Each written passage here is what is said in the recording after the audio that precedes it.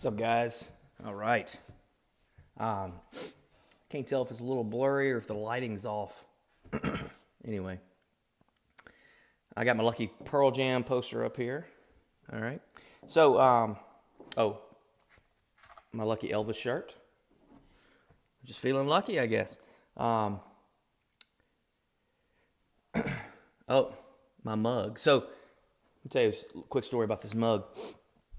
I'm going to Jonesboro, Arkansas in a few days to give a speech to a group of business leaders there.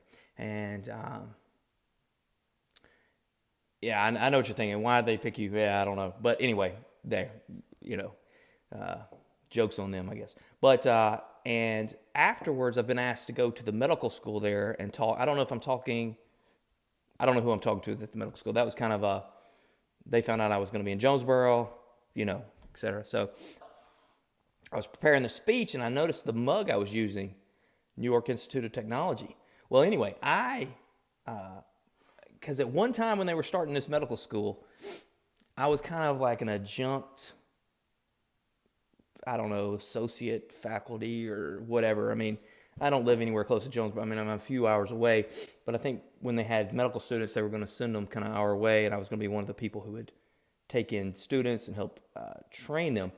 But I'm kind of just loosely associated with the hospital I was associated with, and it was kind of through that connection. So I don't know, I fell through the cracks somehow. I'm not really sure where my standing is with the students coming in. But anyway, they've asked me to come speak, and the medical school in Jonesboro is actually associated with the New York Institute of Technology, and that's who gave me this mug like 2 or 3 years ago. So here's to them.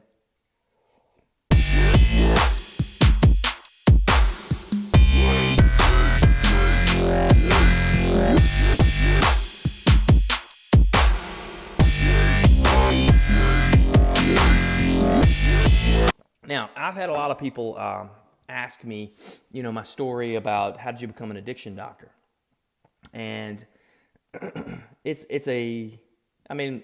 more than one reason, okay? So I'm going to do this kind of maybe in a series, and this will be part 1, all right? So the truth is, I didn't always want to be a doctor. I didn't grow up as a kid thinking I'm going to go to medical school.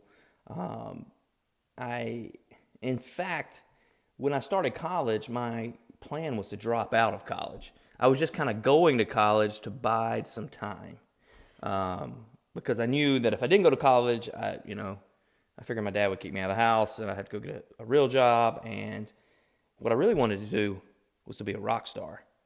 And I was in a band at the time. I mean, the truth is, I use star very loosely because I had mediocre talent at best.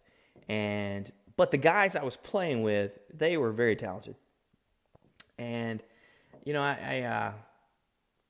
my dreams really, I thought if we could just, make enough cash to travel in an old van, beat up van, with all our instruments, and we could just go from gig to gig across the country. If we could just make enough to get by, to pay for our food and our gas and some new strings for the guitar, then I'd be happy.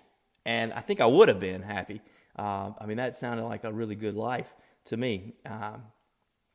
But something happened along the way. So during this time, I'm playing my concerts. I've got this really good friend, and she would bring her dates to my concerts sometimes, and I'd make fun of them, or whatever. But one day she came to a concert, and I dedicated a song to her that night, and she then kissed me. And to me, this was out of the blue, but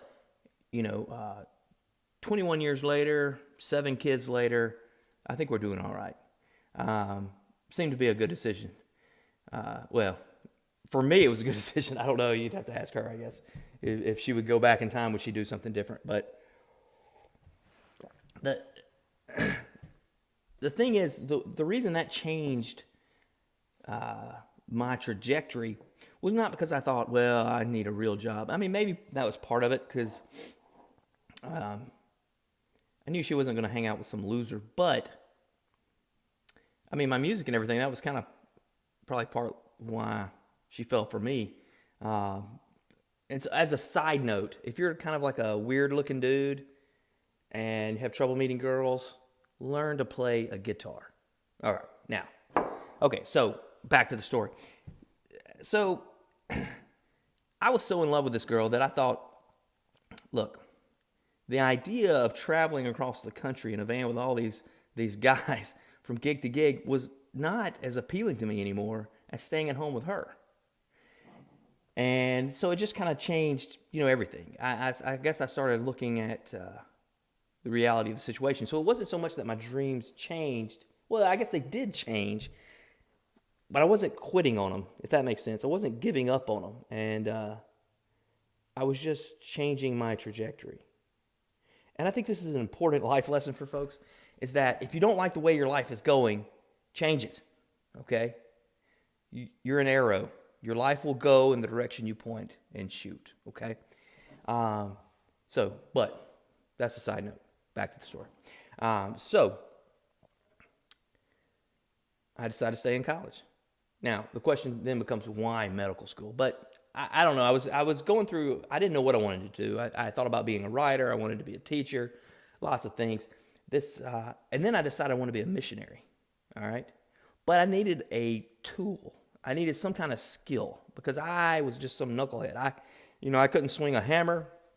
I didn't know how to fix a car. I didn't know how to plant crops. I didn't know anything useful to the world. And this doctor came to college one time and he gave us a talk. And he showed all these pictures of him in Iraq. And it was really inspiring. And I just kind of decided that, maybe that would be a good skill. But I was still very, I don't know if not sure is a word, just reluctant. Medical school is very hard to get into. It's a long road. You got to go 4 years, 4 years of college, 4 years of medical school, and then residency. The residency I ended up going into was 3 years long, and that's the shortest one. So it's just a long road, and I just wasn't sure that that's what I wanted to do, but it was in the back of my mind. And then the thing that really pushed me over the edge, and this sounds ridiculous, and I hesitate to even tell you, but was the movie Patch Adams. I don't know why, but that movie really made me want to be a doctor. Not a clown. I'm like the furthest thing from an extrovert, I guess. I'm like the Robin Williams character, or the real Patch Adams, I guess. But anyway, so I decided to go to medical school. And I was still having a lot of doubts and problems with this. But then this was the kicker. So I really hadn't decided. All right, so let me back up. I had not decided completely. I just knew that was kind of the way I was feeling, like that's what I was supposed to do, but I was still fighting it, okay? Here's the thing. While I'm fighting it, I go to church, and I go to a Sunday school class. And the lesson was this, that if God wants you to do something, and you don't think you have the ability to do it, it's not a lack of faith in yourself that's keeping you. It's a lack of faith in God. And man, that really hit me hard. And I knew that was true. And so I just, I prayed that day. I said, all right, God, we'll see what happens. I mean, I remember that day clear. I remember being in the parking lot. I just remember all these little details of that day and just saying, all right, God, we'll see. Maybe you don't believe in miracles, but me getting to medical school, yeah, that's a miracle. Me getting through medical school, that's a miracle. So that's the beginning, guys. That's the beginning. That's what took me to the point where I decided I was going to apply to medical school. And, it's been one hell of a ride. But I guess the moral of the story is even when you don't have faith in yourself, you keep faith in God. Don't be afraid to change the trajectory of your life.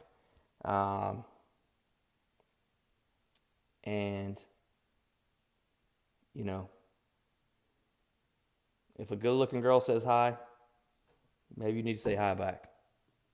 All right.